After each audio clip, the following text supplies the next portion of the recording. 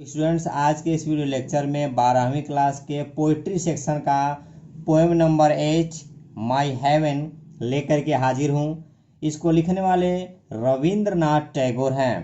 Students, Rabindranath Tagore के जीवन काल को देख लिया जाए। इनका जन्म 1861 में और मृत्यु इनका 1941 में हुआ था।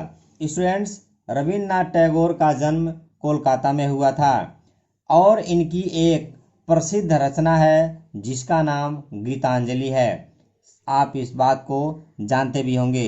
स्टूडेंट्स, आगे बढ़ने से पहले मैं इस पोएम के थीम के बारे में आपको बता दूं कि यह जो पोएम है यह कवि रविंद्रनाथ टैगोर के देश प्रेम की भावना को व्यक्त करता है।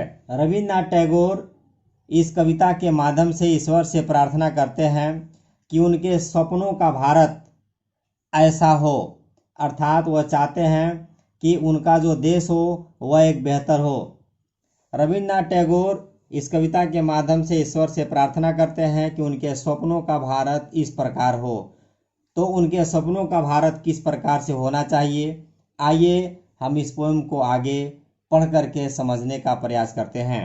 स्टूडेंट्स, आगे बढ़ने से पहले यदि आप मेरे चैनल पर नए हैं तो मैं आपका स्वागत करता हूं। यदि अभी तक आप मेरे चैनल को सब्सक्राइब नहीं किए हैं तो आप मेरे चैनल को सब्सक्राइब जरूर करें और बेल आइकन को दबाना न भूलें ताकि मेरी रोज आने वाले वीडियो का नोटिफिकेशन आपको बिल्कुल सही समय पर मिलता रहे। ये स्टूडेंट्स स्टार्ट करते हैं।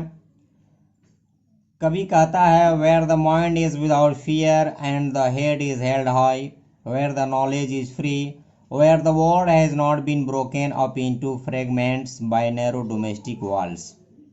देखिए स्टूडेंट्स, कवि इस कविता में कहता है वेयर मीन्स होगा जहां, अर्थात कवि ईश्वर से प्रार्थना करते हुए कहता है कि हे ईश्वर, मेरे स्वप्नों का भारत इस प्रकार से हो, मेरा देश इस प्रकार से होना चाहिए।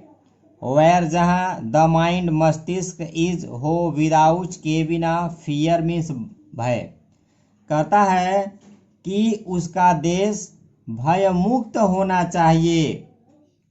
एंड और the head is held high, और लोगों का जो हेड हो, सर हो, इज हेल्ड हाई, ऊंचा उठा हुआ हो, अर्थात लोगों का जो सर हो वह गर्व से ऊंचा उठा हुआ हो, गरिमा से ऊंचे उठा हुआ हो। वेयर जहाँ नॉलेज इज फ्री, अर्थात मेरा देश ऐसा हो जहाँ ज्ञान सबको मुफ्त मिलता हो, शिक्षा सबको एक समान मिलता हो। एक बार फिर देख लीजिए, कवि ईश्वर से प्रार्थना करते हुए कहता है कि हे ईश्वर, उनके देश को अत्याचार के भय से मुक्त होना चाहिए एवं प्रत्येक व्यक्ति जो यहाँ रह रहा है उसमें गरिमा एवं गर्व की भावना होनी चाहिए। देश में निर्भीकता का वातावरण सब जगह होना चाहिए और हमारा देश ऐसा हो जहाँ ज्ञान, वेयर नॉलेज इज फ्री, जहाँ ज्ञान मुफ्त में मिलता हो, अर्थात एक समान रूप से सभी को ज्ञान दिया जाता हो। वेयर जहाँ द वर्ल्ड, अर्थात देश, हैज नॉट बीन ब्रोकन, को न तोड़ा गया हो, up into fragments by narrow domestic walls. देखिए, फ्रेगमेंट्स का मतलब टुकड़ों में होगा, नैरो का मतलब होता है सकरा, डोमेस्टिक घरेलू, वॉल्स मीन्स दीवारों में। कहता है कि वे एक ऐसे देश की कामना करते हैं, रविंद्रनाथ टैगोर एक ऐसा देश चाहते हैं जो संकुचित बातों, संकीर्ण भावनाओं जैसे जाति, भाषा, धर्म आदि में न बटा हुआ हो। वे एक राष्ट्र की कामना करते हैं। Where the words come out from the depth of truth, कहता डेप्थ ऑफ ट्रूथ, अर्थात जो लोग शब्द बोलते हो, वर्ड्स कम आते हो out from the depth of truth, अर्थात दिल की गहराइयों से, अर्थात सत्य। कहता है कि ऐसा देश हो जहां लोग सत्य बोलते हों एवं उनके ये जो शब्द हैं यह दिल की गहराइयों से निकलने वाले शब्द हों। ये शब्द डेप्थ ऑफ द ट्रूथ, कहता है कि दिल की गहराइयों से निकलने वाले शब्द हों। एक बार फिर इसके अर्थ को देख लेते हैं।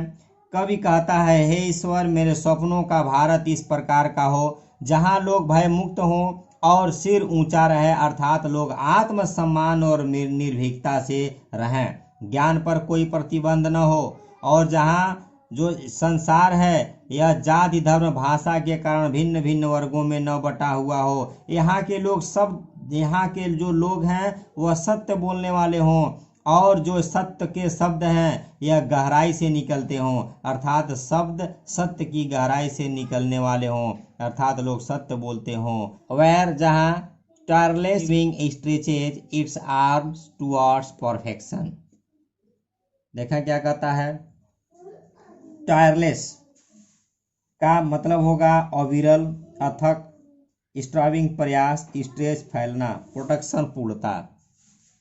कहता है कि हे ईश्वर, जो मेरा देश हो वह देश का हर नागरिक अथक परिश्रम करने वाला हो, ताकि देश को हर मायने में पूर्णता की ओर ले जाने का लक्ष्य हासिल हो सके, लक्ष्य को हासिल किया जा सके। अर्थात इस प्रकार से इसका आप अर्थ लगा सकते हैं। भी कहता है कि जहाँ पर पूर्णता की प्राप्ति हेतु लगातार प्रयास किए जाते हों, लोग किसी काम को पूर्ण करने के लिए लगातार प्रयास करते हों और उनके द्वारा किया गया यह प्रयास पूर्ण भी हो जाए।